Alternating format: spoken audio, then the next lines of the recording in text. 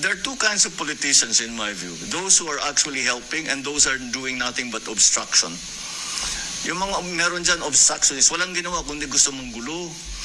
Lahat ng sabihin ng administrasyon, mali. Walang tama.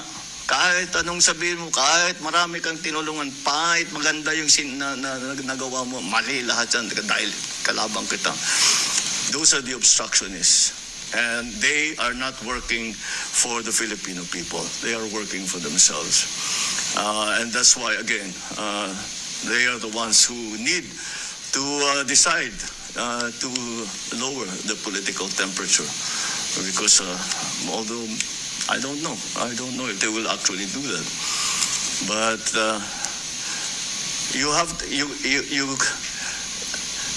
if you are desirous of lowering the political temperature, you have to look at who raised the political temperature in the first place. They are the ones who can lower the political temperature. Senado hindi na kagaya nung panahon natin. Dahil personalan na eh. I look at my other fellow senators. Madalas kaming nagtitinginan ni E.S. Ralph. Ganyan ba tayo nung senador tayo? Meron ba tayong ganyan na ginagawa? Hindi tayo ganyan. Paano nangyari? Yung Senado hindi na kagaya nung panahon natin. Yung Senado ngayon hindi na gaya nung panahon namin. Nagpahayag ng pagkakadismaya si Pangulong Ferdinand Bongbong Marcos Jr. sa kasalukuyang lagay ng Senado na ayon sa kanya ay naging mas personal na umano ang mga alitan ng mga ito.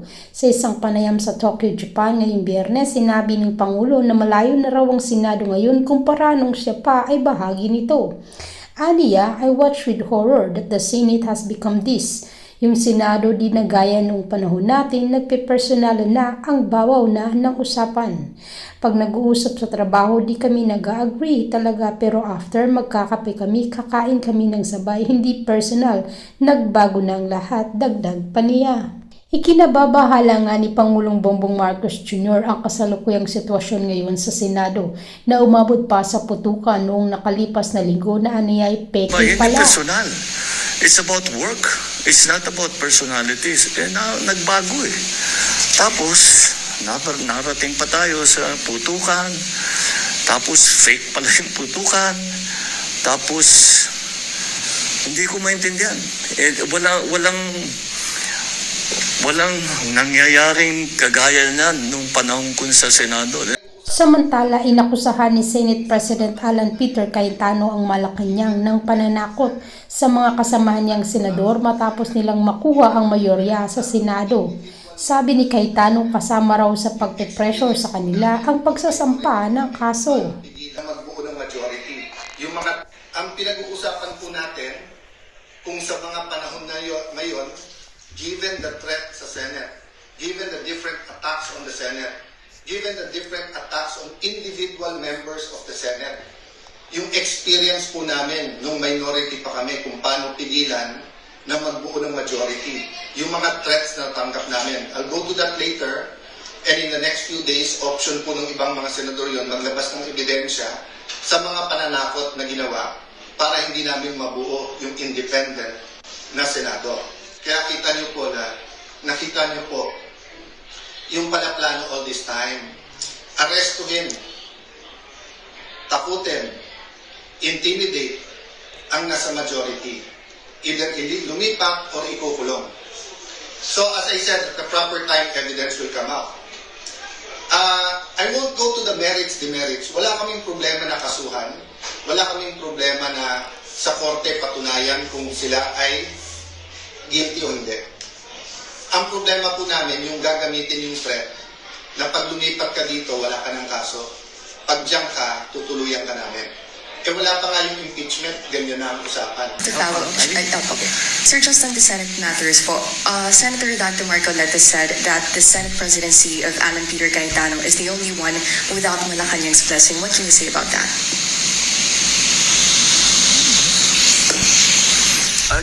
Malacanang doesn't give a rubber stamp to the Senate President. The Senate President is decided by the senators themselves. I mean, of course, we are aware of the goings on in the Senate because it's important to us to be well informed. But what is is he implying that I somehow choose the Senate President? I think you ask any senator, ask me as a former senator, I will laugh in your face because that's simply not true. Utusan mo yung senador na ito yung buboto mo.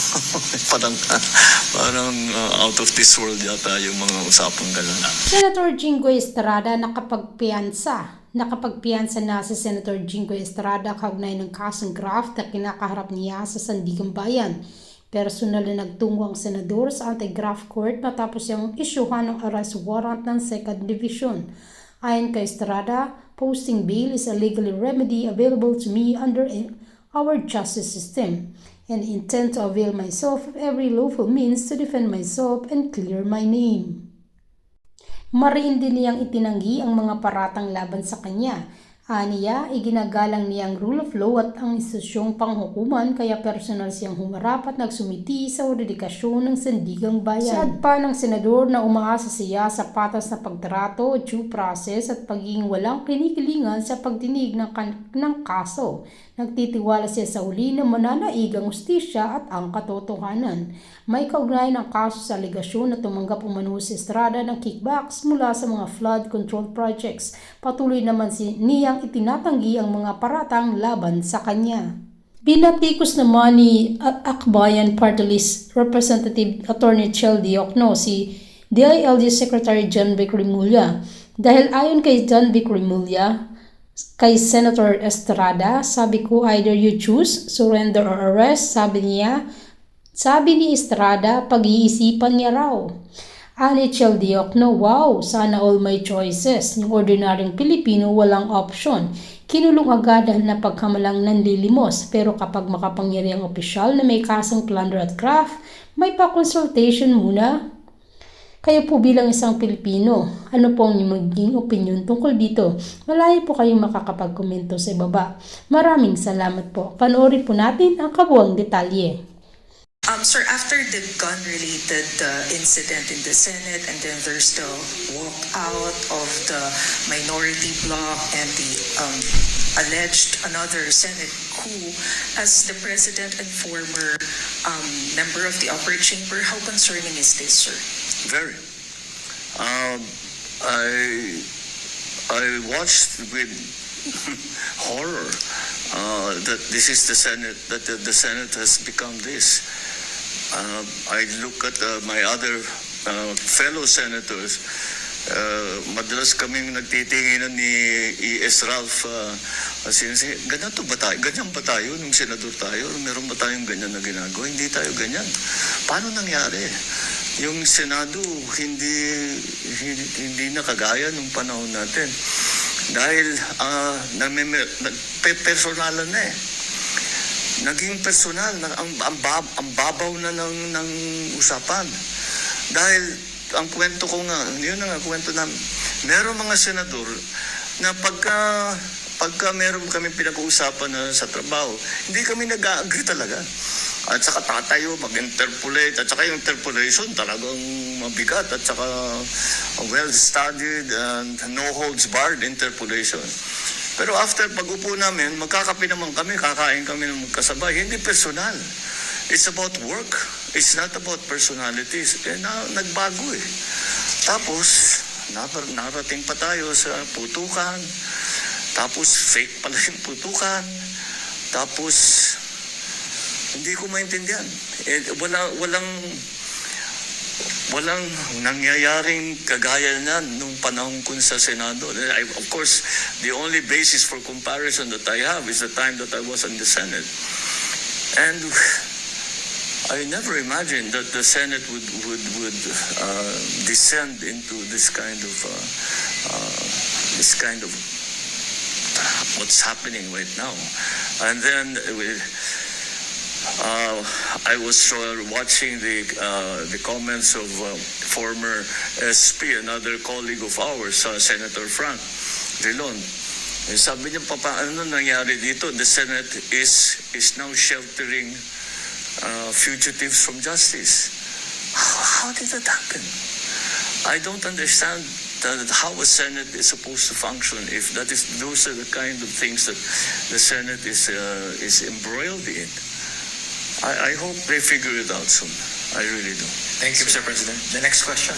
You have a follow-up question? Yes, sir. Just one quick follow-up. Kasi, sir, there are also concerns na because of the series of cases filed to some of the senators that are part of the majority bloc, well, including Senator Amy, she said that, well, maybe the majority 13 is being targeted.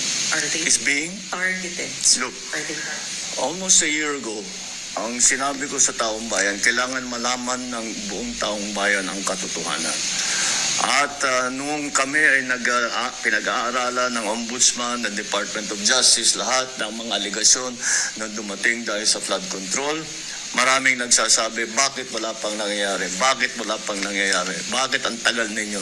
Namimili lang yata kayo kung sino yung i-prosecute ninyo. Ngayon, nandito na. At dahan-dahan lumalabas ng katotohanan.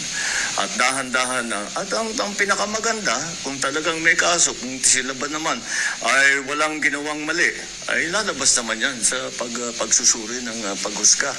At kaya naman, eto na yung mga ang hinihingi sa amin ng tao. Alamin nyo, ilabas ninyo lahat ng katotohanan. Ito ang aking ngayong ginagawa. Hindi pa tapos ito. Patuloy pa ang investigasyon, patuloy pa ang mga pag-imbestiga at pag-aaral at sa intelligence and information gathering tungkol sa mga iba't ibang aligasyon kung kani-kanino pa. Hindi ko alam kung paano napunta na sinasabi na yung majority ngayon ang tinatarget. Dahil kung tutusin ninyo, hindi sila majority noon. So, that does not apply. It was because of the allegations that were made and the investigations that were conducted upon learning of those allegations against kung sino man. And kung ano man ang naging alignment sa Senado, walang kinalaman yun. Ito pa rin ang mga tao na lumabas ang mga pangalan doon sa, kung titignan ninyo, ano ang kung saan pinagbabasihan lahat itong mga ito ay doon sa testimonya sa Blue Ribbon Committee. Doon naman lumabas lahat ito. So, binigay ng Blue Ribbon Committee sa Ombudsman at sa DOJ ang mga findings nila. Ito ang naging resulta ngayon. So, it has nothing to do with the alignment. Kung magbago yan, the alignment is different again tomorrow. Hindi, I'm not saying it will be. But if the alignments are different again in terms of the majority, paano mo sasabihin pag nagbago na naman yan? So, walang kinalaman yung majority, minority sa Senado. Ito ang dahil sa resulta ng mga investigasyon ng Blue Ribbon Committee at ang iba't ibang ahensya ng pamahalaan. Thank you, Mr. President. The next question from Alexis Romero, Philippine Star.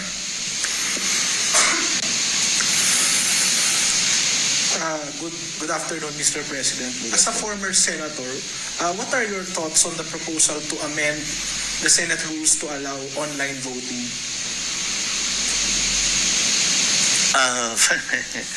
All right. As a former senator, I suppose I'm reasonably qualified. I disagree with that. I understand that we had to do it in COVID because there was a health risk. But I do not see any particularly good reason for us to allow it now. It seems to only be applicable to Senator Bato para makaboto si Senator Bato dahil nagtatago siya.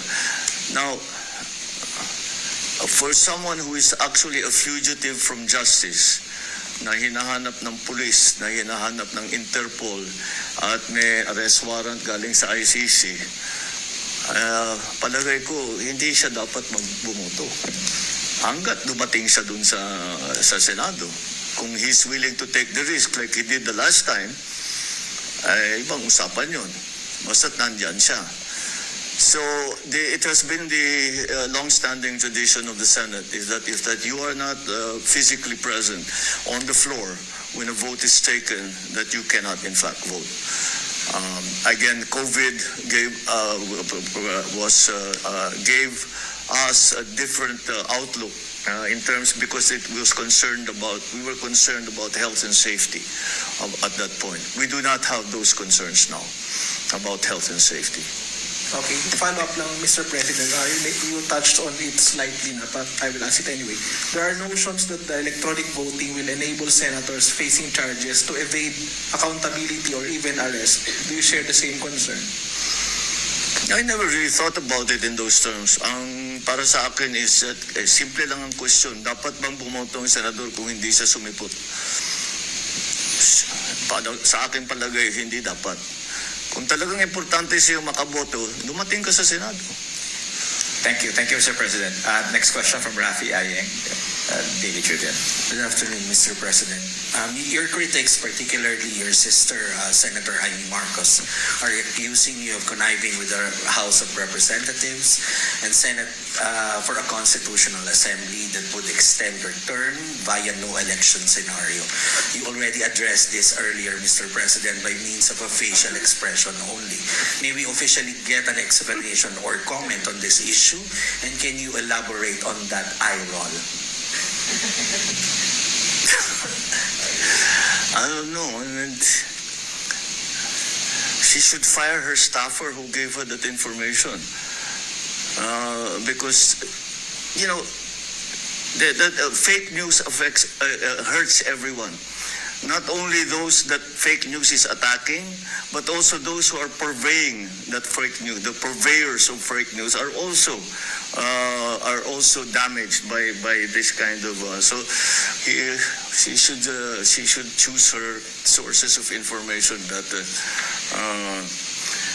Because the truth of the matter is, we have never at any point even spoken about this anywhere with anyone at any time. So I don't know. I mean, it is, well, that's, kayo, nasa media kayo. Alam naman ninyo ang nagiging epekto ng fake news. Yan. That's a perfect example. Fake news is a corrosive influence on in all sectors of society, in political, in the economics, in actual human relations, etc. And if you're not part of the solution, you become part of the problem. And that is a perfect example of that. Salamat po, Mr. President. The next question from Ivy, Billionaire. Hi, Mr. President. Good afternoon. Good afternoon. Sir, are you still satisfied with Secretary John Vicar Moody as the ILG chief, given the strings of fugitives of justice being able to go past law enforcement? Yes, I don't know why that rumor went around. I think somebody wants his job. Kaya kinakalat na matatanggal na siya para siguro ang inaasahan nila sila ay mailagay. Pero wala kaming pinaplano na gano'n. The only latest change in the cabinet was in Dole. Because Secretary Benny has asked to take a step back. He has some issues that he has to deal with. And so we have appointed a new cabinet secretary for Dole, which is former Senator Francis Tolentino. Thank you, Mr. President. Sir, just to follow up. Okay. Sir, just on the Senate matters po, Senator Dante Marcoleta said that the Senate presidency of Alan Peter Cayetano is the only one without Malacanang's blessing. What can you say about that?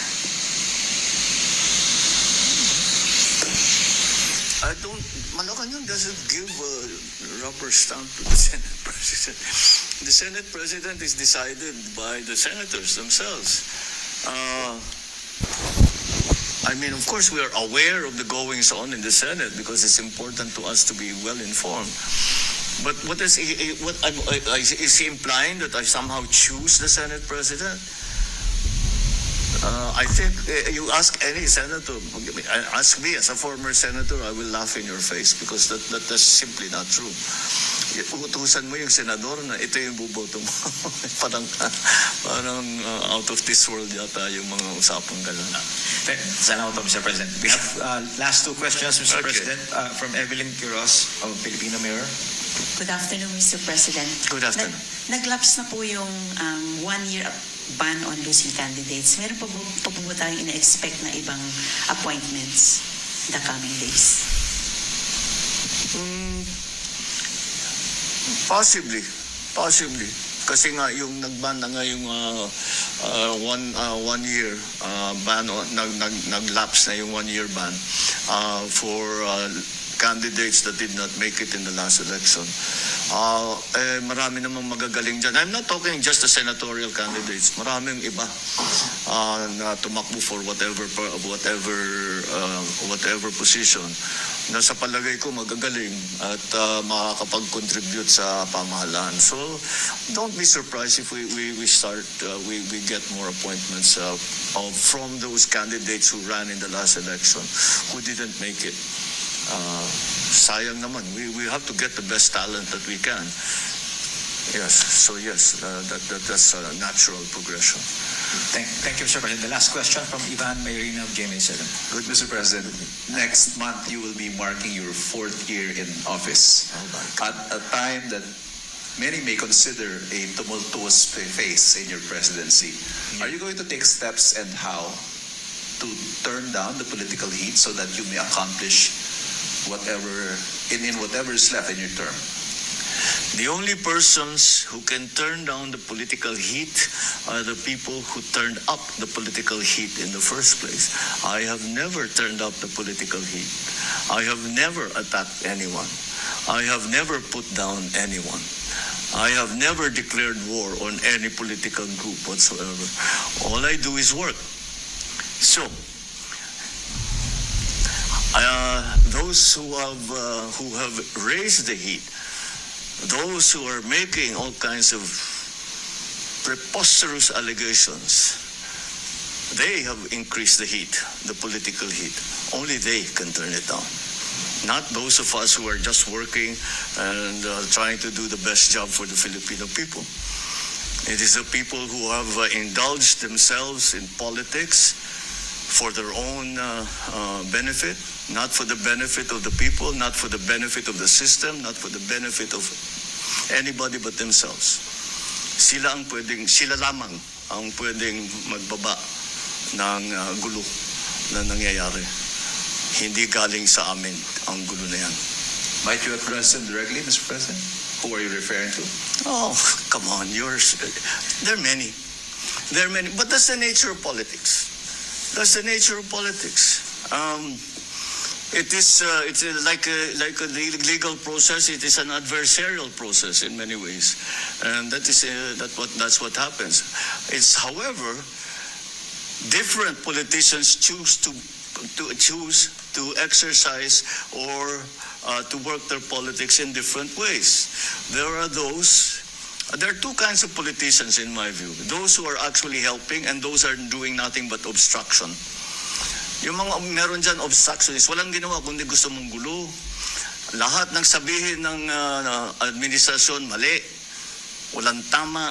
Kahit anong sabihin mo, kahit marami kang tinulungan, kahit maganda yung nagawa mo, mali lahat yan dahil kalabang kita. Those are the obstructionists. And they are not working for the Filipino people. They are working for themselves. And that's why, again, they are the ones who need to decide to lower the political temperature. Because although I don't know if they will actually do that. But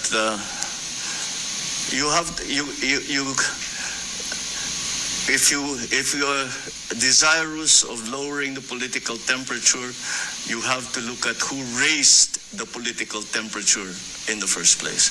They are the ones who can lower the political temperature. Okay, maraming salamat po, Mr. President.